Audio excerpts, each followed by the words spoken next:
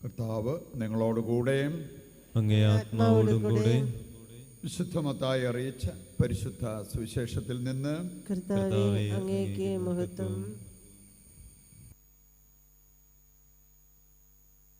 അധ്യായം 8, 23 മുതലുള്ള തിരുവചന ഭാഗം. അക്കാലത്ത് യേശു തോണിയിൽ കയറിയപ്പോൾ ശിഷ്യന്മാർ അവനെ അനുഗമിച്ചു. കടലിൽ ഉഗ്രമായ കൊടുങ്കാറ്റുണ്ടായി. തോണി മുങ്ങത്തക്ക വിധം തിരമാലകൾ ഉയർന്നു. അവൻ ഉറങ്ങുകയായിരുന്നു. ശിഷ്യന്മാർ അടുത്ത് വന്ന് അവനെ ഉണർത്തി അപേക്ഷിച്ചു, കർത്താവേ, രക്ഷിക്കണമേ, ഞങ്ങളിതാ നശിക്കുന്നു. അവൻ പറഞ്ഞു, അല്പവിശ്വാസികളെ, നിങ്ങൾ എന്തിനു ഭയപ്പെടുന്നു? അവൻ എഴുന്നേറ്റ് കാറ്റിനെയും കടലിനെയും ശാസിച്ചു. വലിയ ശാന്തതയുണ്ടായി. അവർ ആശ്ചര്യപ്പെട്ടു പറഞ്ഞു, ഇവനാര്? കാറ്റും കടലും പോലും ഇവനെ അനുസരിക്കുന്നുവല്ലോ. കർത്താവിൻ്റെ സുവിശേഷം. ക്രിസ്തുവേ, അങ്ങേക്ക് സ്തുതി.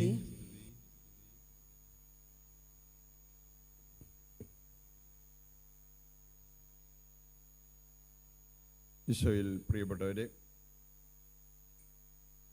വിശുദ്ധര് നമ്മെ പഠിപ്പിക്കുന്ന ഒരു കാര്യമുണ്ട്.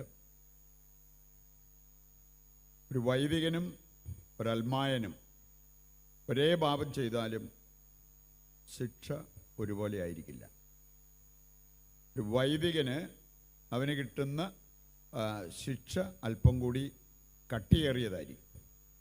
കാരണം പ്രത്യേകമാംവിധം തിരഞ്ഞെടുക്കപ്പെട്ട ഒരു വ്യക്തി ആ വിളിയിൽ നിന്നും വ്യതിചലിച്ചാൽ അവർക്ക് കിട്ടുന്ന പ്രഹരം കൂടുതൽ കട്ടിയുള്ളതായിരിക്കും.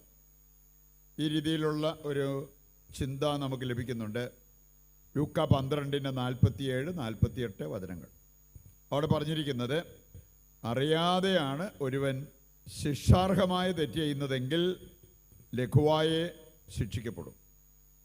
അറിഞ്ഞിട്ട് ഒരുവൻ ശിക്ഷാർഹമായ തെറ്റ് ചെയ്താൽ ഇത് ശിക്ഷിക്കപ്പെടുന്നൊരു തെറ്റാണ്, ഇത് പാപമാണ്, ദൈവത്തിന് അനിഷ്ടമായ കാര്യമാണ്. ഇതെല്ലാം അറിഞ്ഞിട്ട് നമ്മളത് ചെയ്യുന്നെങ്കിൽ പ്രഹരം കട്ടി കൂടിയതായിരിക്കും എന്ന് ഈ വചനഭാഗം ലൂക്ക 12:47-48 വചനങ്ങൾ നമ്മളെ പഠിപ്പിക്കുന്ന കാര്യമാണ്.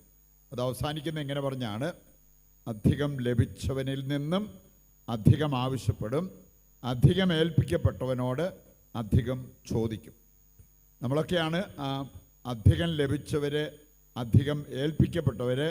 കാരണം നമുക്ക് ദിവസവും പ്രാർത്ഥനയുണ്ട്, ദിവസവും ബലിയർപ്പണമുണ്ട്, ദിവസവും ബൈബിൾ വായനയുണ്ട്.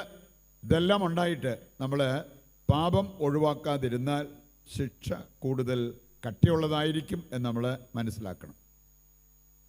ഇത് മനസ്സിലാക്കാൻ എളുപ്പമുണ്ട്. നമ്മളാണെങ്കിലും നമ്മുടെ വീടുകളിൽ നമുക്കറിയാം, ഒരു കൊച്ച് ബുദ്ധിമാന്ദ്യമോ അല്ലെങ്കിൽ ഓട്ടിസോ അങ്ങനെ എന്തെങ്കിലുമൊക്കെ കുറവുള്ള ഒരു കുഞ്ഞാണെങ്കിൽ ഈ പിള്ളേർ തമ്മിൽ വഴക്കുണ്ടാക്കുമ്പോൾ നമ്മൾ സാധാരണ നോർമലായിട്ടുള്ള കുട്ടികളെയാണ് കൂടുതൽ വഴക്ക് പറയുന്നതും അല്ലെ അടിക്കുന്നതും. കൊച്ചിന് മേലാത്ത ആണെന്ന് നിനക്കറിയാമല്ലായിരുന്നു, പിന്നെ എന്തുകൊണ്ട് ഇങ്ങനെ ചെയ്തു?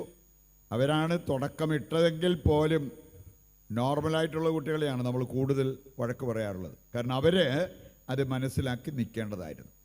നമുക്ക് നമ്മുടെ ചുറ്റുപാടുമുള്ളവർ തെറ്റായ പലതും ചെയ്തേക്കാം, അവർക്കതിൻ്റെ ഫലമുണ്ടെന്ന് അവരെ വിളിച്ചു പറഞ്ഞേക്കാം. പക്ഷെ നമ്മൾ ക്രിസ്ത്യാനികളായതുകൊണ്ട് ആരെങ്കിലും എന്തെങ്കിലും ചെയ്തു എന്ന് കേട്ട് നമുക്കതിൻ്റെ പുറകെ പോകാൻ പറ്റത്തില്ല. നമ്മൾ തിരഞ്ഞെടുക്കപ്പെട്ടവരാണ്. നമ്മൾ ആദ്യ വായനയിൽ കേട്ടത് ആമോസ് പ്രവാചകൻ്റെ പുസ്തകത്തിൽ നിന്നാണ്. 3-ാം അധ്യായത്തിൻ്റെ ഒരു ഭാഗം, 4-ാം അധ്യായത്തിൻ്റെ ഒരു ഭാഗം.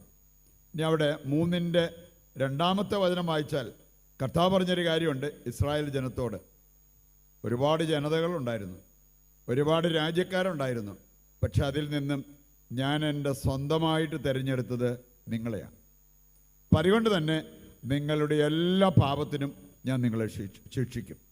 തിരഞ്ഞെടുക്കപ്പെട്ടവരാണെന്നുള്ള ആ ബോധ്യത്തോടു കൂടി നിങ്ങൾ പെരുമാറുന്നില്ലെങ്കിൽ നിങ്ങൾക്കുള്ള ശിക്ഷ വലുതായിരിക്കും എന്നുള്ളതാണ് ഇവിടെയും കർത്താവ് നമ്മെ ഓർമ്മിപ്പിക്കുന്ന ഒരു കാര്യം.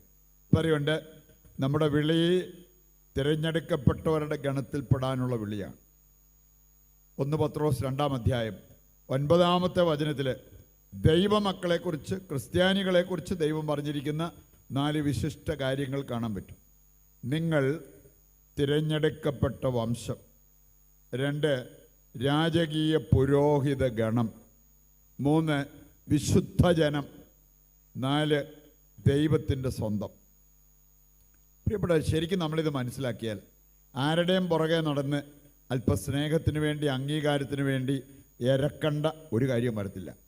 അതല്ലാതെ തന്നെ ദൈവത്തിൽ നിന്ന് നമുക്ക് ഇഷ്ടംപോലെ ഇവയെല്ലാം കിട്ടും, ദൈവജനത്തിൽ നിന്നും കിട്ടും എന്നുള്ള കാര്യം നമുക്ക് മനസ്സിലാക്കിയിരിക്കാം. പറയുണ്ട്, വിളിക്കനുസരിച്ച് ജീവിക്കുക എന്നുള്ളതാണ് ഏറ്റവും പ്രധാനപ്പെട്ടത്. അതിന് തയ്യാറാകുമ്പോൾ ഒന്നിനും ഒരു കുറവും വരാത്ത വിധം ദൈവം നമ്മെ പരിപാലിച്ച് നയിക്കും എന്നുള്ളത് നമുക്ക് മനസ്സിലാക്കിയിരിക്കാം. ഇന്നത്തെ സുവിശേഷ ഭാഗം നമുക്ക് നൽകുന്നത് വലിയൊരു സന്ദേശമാണ്. നമ്മൾ കണ്ടു, വള്ളത്തിലേക്ക് തിരമാലകൾ അടിച്ച് കയറി വള്ളം മുങ്ങാറായി. ആ സമയത്ത് യേശു കൂളായിട്ട് കിടന്നുറങ്ങുകയാണ്. യേശുവിന് മാത്രമല്ല, യേശുവിൻ്റെ മനോഭാവമുള്ളവർക്കും ഇങ്ങനെ കൂളായിട്ട് ജീവിക്കാൻ പറ്റും. ഇത് ചിലരെ സംബന്ധിച്ചിടത്തോളം 4 മുടി കൊഴിഞ്ഞാൽ മതി, ടെൻഷൻ കയറി. എന്തെങ്കിലും ചെറിയൊരു രോഗം വന്നാൽ മതി, ടെൻഷൻ കയറി. ശരീരത്തെ എവിടെയെങ്കിലും ഒരു തടിപ്പ് കണ്ടാൽ മതി, ടെൻഷനായി. ഇതുവല്ല ക്യാൻസർ ആണോ എന്നുള്ള ചിന്ത അവിടെ തുടങ്ങി. ഇങ്ങനെ നിസ്സാര കാര്യങ്ങൾക്ക് ടെൻഷൻ കയറുന്നത് കാണാൻ പറ്റും. വള്ളം മുങ്ങാറായിട്ടും കൂളായിട്ട് കിടക്കുന്ന യേശുവിനെ കാണാൻ പറ്റും. ഇതുപോലെ തന്നെ യേശുവിനെ അറിഞ്ഞ് അനുഗമിച്ച ഒരു വ്യക്തിയായതുകൊണ്ട് പൗലോസ് ജയിലിലടയ്ക്കപ്പെട്ടു. അപ്പോസ്തല പ്രവർത്തനം 5:19 നമ്മൾ കാണുന്നു, ജയിലിനകത്ത് വളരെ കൂളായിട്ട് കിടന്ന് പത്രോസിനെ വിളിച്ച് പുറത്തു കൊണ്ടുവരുവാൻ ദൂതൻ വരുന്നത്. അപ്പോസ്തല പ്രവർത്തനം 12-ാം അധ്യായം വായിച്ചാൽ അർദ്ധരാത്രിയിൽ ജയിലിലേക്ക് വരുന്ന ഒരു ദൂതൻ, ആ ദൂതൻ വന്ന് നോക്കിയപ്പോൾ കണ്ടത് നല്ല കൂളായിട്ട് കിടന്നുറങ്ങുന്ന പത്രോസിനെ. ഇതൊക്കെ എങ്ങനെ സാധിക്കും? നമുക്ക് ചിലപ്പം അതിശയം തോന്നിയേക്കാം. ഇങ്ങനെയുള്ള സാഹചര്യത്തിൽ എങ്ങനെ ഉറക്കം വരും? നിസ്സാര കാര്യങ്ങൾ, ആരോ എന്തോ ഫോൺ വിളിച്ച് പറഞ്ഞപ്പോൾ ഒരു കമൻറ്റ് പറഞ്ഞതാണ്. അത് കഴിഞ്ഞിട്ട് പിന്നെ ഒരാഴ്ചത്തേക്ക് ഉറക്കമില്ല, ഭക്ഷണം കഴിക്കാൻ തോന്നുന്നില്ല. എൻ്റെ പ്രിയപ്പെട്ടവരെ, യേശുവിൻ്റെ മനോഭാവം ഉൾക്കൊള്ളുന്നവർക്കാണ് ഇതൊക്കെ സാധ്യമാകുന്നത് എന്ന കാര്യം നമ്മൾ തിരിച്ചറിയണം. അല്ലെങ്കിൽ ലോകത്തിൻ്റേതായ പലതും, മനുഷ്യർ പറയുന്ന പലതും നമ്മുടെ ഉറക്കം കെടുത്തും, നമ്മുടെ സമാധാനം കെടുത്തും. അതെല്ലാം സംഭവിക്കും. സങ്കീർത്തനം 112 7-ാമത്തെ വചനം എടുത്താൽ അവിടെ പറഞ്ഞിട്ടുണ്ട്, ഞാൻ കർത്താവിൽ ആശ്രയിക്കുന്ന വ്യക്തിയാണ്. പറയുണ്ട്, ദുർവാർത്ത കേട്ടാൽ പോലും ഞാൻ കുലുങ്ങത്തില്ല. അങ്ങനെ കുലുക്കമില്ലാതെ, ഇളക്കമില്ലാതെ നിൽക്കുന്നവരാണ് യഥാർത്ഥ ക്രിസ്ത്യാനികൾ. അവരാണ് ദൈവത്തെ അറിഞ്ഞവരും ദൈവത്തെ അനുഗമിക്കുന്നവരും എന്ന് നമുക്ക് പറയാൻ സാധിക്കുന്നത്. പ്രിയപ്പെട്ടവരെ, ഈ വിശ്വാസത്തിന് വിരുദ്ധമായിട്ട് വരുന്ന ചില കാര്യങ്ങളെക്കുറിച്ച് ഇന്നത്തെ സുവിശേഷ ഭാഗം നമ്മളെ ഓർമ്മിപ്പിക്കുന്നുണ്ട്. വിശ്വാസരാഹിത്യം. പള്ളി പോകുന്നവർക്കും വേണമെങ്കിൽ വിശ്വാസരാഹിത്യം കൊണ്ട് നടക്കാൻ പറ്റും.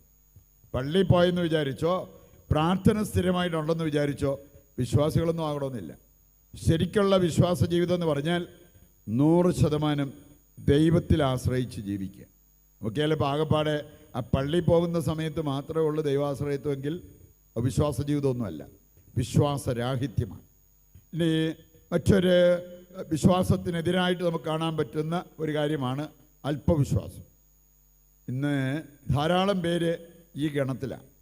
വിശ്വാസം ഉണ്ടോ എന്ന് ചോദിച്ചാൽ വിശ്വാസമൊക്കെ ഉണ്ട്, പക്ഷേ ദൃഢമായ വിശ്വാസമുണ്ടോ? അതില്ല. വളർന്ന വിശ്വാസമുണ്ടോ? അതില്ല. ദൈവ അത്ഭുതം പ്രവർത്തിക്കണമെങ്കിൽ നമുക്ക് ആവശ്യമായിട്ടുള്ളത് വളർന്ന വിശ്വാസം, ദൃഢമായ വിശ്വാസം. മോശയ്ക്ക് ആ ഒരു കാര്യത്തിൽ ചെറിയൊരു മാറ്റം വന്നപ്പോഴേ അവന് നഷ്ടമായതാണ് ഇസ്രായേൽ ജനത്തെ വാഗ്ദത്ത ഭൂമിയിലെത്തിക്കുന്ന കാര്യം. സംഖ്യയുടെ പുസ്തകം 20-ാം അധ്യായത്തിൽ നമ്മളത് കാണുന്നുണ്ട്.